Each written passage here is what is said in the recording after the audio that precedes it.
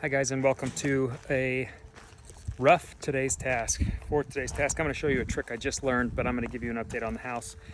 We just got some crazy rain for the past 2 days, and the house is sealed in, but there is one thing missing, and it is rain gutters.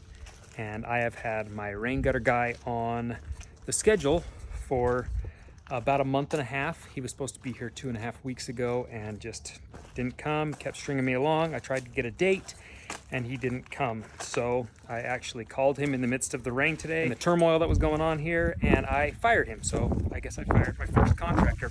He technically hadn't even started the job, but I did give the okay on his bid. So yeah, he got fired. So issues we're running into in the house right now is there are a few big valleys on this roof, which give it a really cool look and design, and it's what we want. But where the valleys meet means 2 pitches of roof line are coming together, which means all of that water from each side of the valley comes into one channel.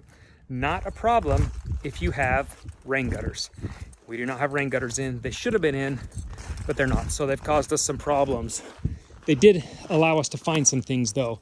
You can see these yellow lines, those are gonna power wash away, but that's where the water's trailing down the brick, and that's not what you want. You don't want water sitting on the side of your house. Now your house can get wet, but that's all the roof water, that whole load of water is coming down and getting on that brick, and we do not want that. Luckily, we're not leaking anywhere here. This spot over here is another spot that we have a huge amount of water. This whole valley and this whole valley come together, and then it puts out a lot of water, but it hits this roof and splatters the water out, and it causes a ton of water issues. And my painter, you can see his masking, it was completely masked up in there, and he said, hey, we got a problem. We're seeing water in here. So we're getting water on top of there. It was coming through, and it actually was coming through a defect in the window, which I'm really happy to say I called the window guys, and they're going to be out here immediately to fix that and to look at it, see what's going on, and then to check the rest of the windows to verify that it's not going to be an ongoing issue. But in the meantime, I said to my painter, do you know any rain gutter guys? He goes, yeah, I got a guy. He happens to live in the same town. And so I called him and I was like, what can we do? And he, like every other contractor, is very much booked this time of year. It's a busy season for contractors. This is when they've got to get all their work in before the wintertime comes, which I know we're ways away from, but you got to get while the getting's good. I called him and said, what can we do? I need gutters immediately. And he said, I don't have black gutters in stock, but what I will do is come tomorrow morning, first thing, and I will put temporary gutters in those bad locations, and we'll divert that water out so that if we get any more rain in the week and a half it's going to take him to get that black rain gutter in, that we won't have any more issues. I thought that was him going above and beyond. He put off his schedule for the next week and said, I will come and take care of those issues. So when you find a good contractor, keep them. When you find a bad contractor, fire them. Here's a little update on the paint. These doors are completely painted, and they are painted so smooth, so smooth. If you want all the information on paint, you'll have to go to my wife's channel and Instagram, and I will link those for you. But these rooms are officially painted.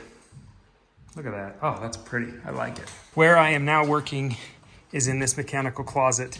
The upstairs mechanical closet is completely buttoned up. Furnaces are connected with power, MC power. They have to have a switch. Code is you have to have a switch within 6 feet of the furnace itself, so that if somebody's working on it or if it needs to be shut down immediately, somebody can run up to the furnace area and shut it off quickly. So not only did I put them within 6 feet, I also bought, this is the furnace switch right here, but this is the kind of switch it is, and when it's powered up, it is illuminated, and I really like that about them. So I don't know, it's just kind of easy to find in the event of, I don't know, you get stuck in the room, whatever. I like those switches. They are expensive. Lowe's doesn't carry them. Home Depot only does, or you can find them online. I will link them as well. Right now, what I'm working on is powering up all of our radiant. My plumber is coming to build out these manifolds, and all of this manifold system comes straight from Radiant Tech, who I bought the system from. I sent them my blueprints. They lay it out according to my house. They put the manifolds where I want them in the house, and then they send everything to you as a kit. So they send all of that. Look at that copper. That is outrageously built. And they bend and put that thing into its perfect shape. They put all these manifolds together. They label it. And they're following that schematic so that we know exactly how to lay it out. But I'm doing the electrical for it. My plumber is doing all that. I'm doing the electrical. All of these motors have to have 110 power coming to them. And what I'm using is what we call MC cable, which is this stuff. It comes in a flexible conduit. I don't know if I could get away with just regular Romex or not, but I really want this so it's just, I don't know, really protected, really looks clean and nice. And I want these to be set very well. In order to set them, you use these kind of connectors. These go in to the threads here and clamp onto the MC there. It's pretty basic. I'm not going to show you that. What I want to show you is this dumb little trick I just figured out. When I put these in, I want them to sit tight, but I also want them to face the right direction. And I really want this one to come in front and just cut right back here so I can start stapling it to the wood here and tie into the rest. But if it's right there, I feel like it's really loose and I just don't like that. So I came up with this. I thought, let's maybe work at it like a plumber would. So I take my electrical tape, put it on the threads like you would Teflon tape, so you go with the direction, and I am pulling it a little bit taut. Just keep going around till you're, I don't know, ½ inch past your starting point then, so it looks really nice. So that it just kind of threads nice. Cut it really clean. There we go. Roll that back. Finish that off. And then with a really, really sharp blade, cut the excess against that top part.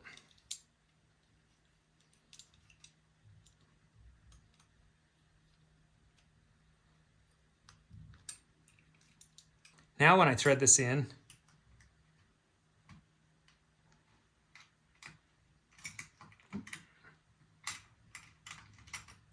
it's a little stiff on the threads, and so it just kind of seats a little bit better than where it initially was going to stop. And right there is perfect. So I did it on these two as well, and I've got them lined up, and now they're stiff. Before, this one was like clear over here, which I don't want the cable there. I want it coming this way. This one I'm going to tuck behind because there's just enough room behind for me to put it there. So we're going to run the wire over to our module. All right, there you have it. Simple little trick.